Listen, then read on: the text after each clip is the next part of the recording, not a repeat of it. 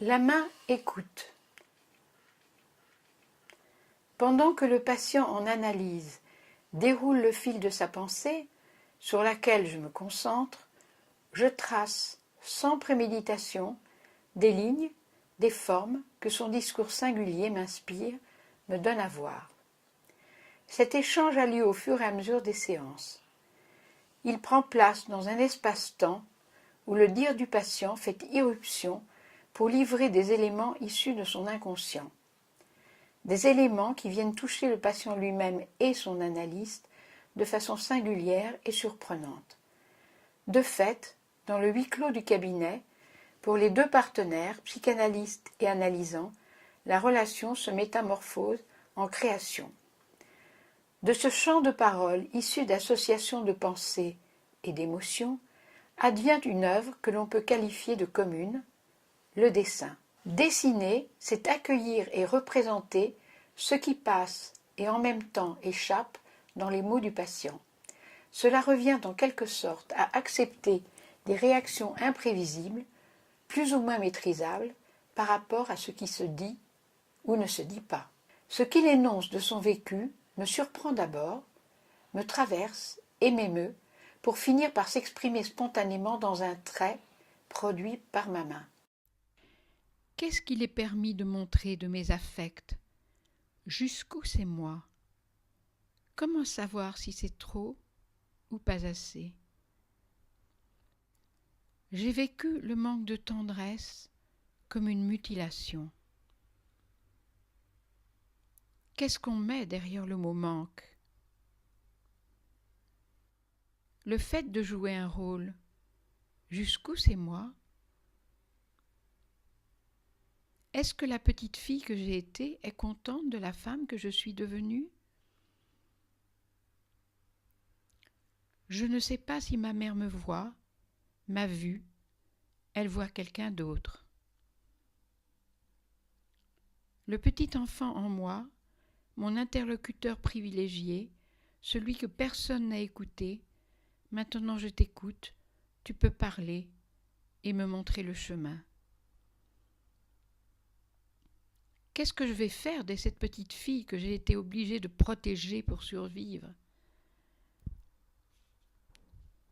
Mon reflet m'a vue dans la glace, je me suis trouvée belle pour la première fois, bienveillante pour moi-même.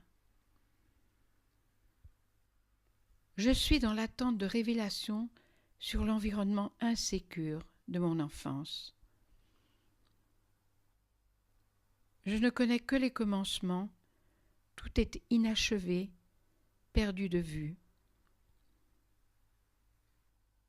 Je suis enveloppée dans un papier de soie, dans une peau si fine qu'un mot de trop éventre. Les autres doivent reconnaître ma souffrance, sinon je n'existe pas. Mes parents n'arrivent pas à réaliser que je suis réelle. Rien n'est jamais terminé ni bien ficelé, rester avec le bénéfice du doute. Trop de souvenirs m'entravent. Quel dommage que je ne me sois pas connue plus tôt. Je me trouve très bien. J'ai vu dans la glace une partie de moi d'une intensité primordiale qui a vaincu la mort. Je sublime l'autre pour contourner l'obstacle et pouvoir aller vers lui. Et si je froissais en permanence le bonheur? Tous les gens qui m'oppriment sont des équivalents paternels. Excitation morbide, là où on flirte avec le précipice. Si je ne suis pas une princesse, qu'est-ce que je vais faire d'être une femme normale? J'ai juste peur de réussir ma vie. Dans l'accomplissement d'un acte, il y a perte du désir. Je ne sais pas ce que je veux, mais ce qui ne me suffit pas. Ma mère adoptive, qui n'a pas porté d'enfant, est dans une sollicitude incomblable et ne trouve pas son altérité. Mon manque de câlin s'est transformé en manque de peau. La souffrance me donne le statut d'intouchable. Je suis prisonnière d'un corps qui n'est pas le mien et qui me rend transparente. Mon corps me donne le plaisir compensatoire au manque d'affection de mon enfance. Je suis si avide de tendresse que j'aspire les autres. Dans l'anorexie, mon corps a besoin de se détruire pour se sentir vivant. L'arrondi ne peut pas faire mal, c'est peut-être pour ça que j'aime les seins. J'ai la mémoire de toutes mes écorchures. J'ai l'impression d'être en communication avec le monde comme une plaie ouverte. Je recherche quelque chose qui m'enveloppe, me protège, une relation où je sois portée comme un bébé. La compassion vraie, c'est porter en soi, dans un même corps, celui de l'autre en souffrance. De fait, ce n'est pas uniquement ce qu'il évoque de sa souffrance psychique ou de ses fantasmes que je dessine, mais dans le même mouvement, ce que j'éprouve dans un autre langage que j'ai développé, le langage graphique, qui est un langage en soi. Il apporte une existence visible à ce qui se dit là et matérialise l'écoute en acte, la main écoute. Le dessin contient donc, telle une enveloppe, une peau symbolique, le discours de l'analysant sur sa souffrance. Chez les Dogons, le même mot signifie tisser et parler, et dessiner revient à tisser les mots entre eux. Dans l'acte de dessiner, mon geste soutient et matérialise la construction ou la reconstruction du sujet. Paradoxalement, du travail psychanalytique, je fais un métier manuel, une sorte de métabolisation trait par trait des éléments glanés lors de chaque séance dans les évocations du patient. De l'écoute flottante du psychanalyste, quelque chose de questionnable s'impose à lui, à son insu, quelque chose de difficile, voire d'impossible à mettre en mots.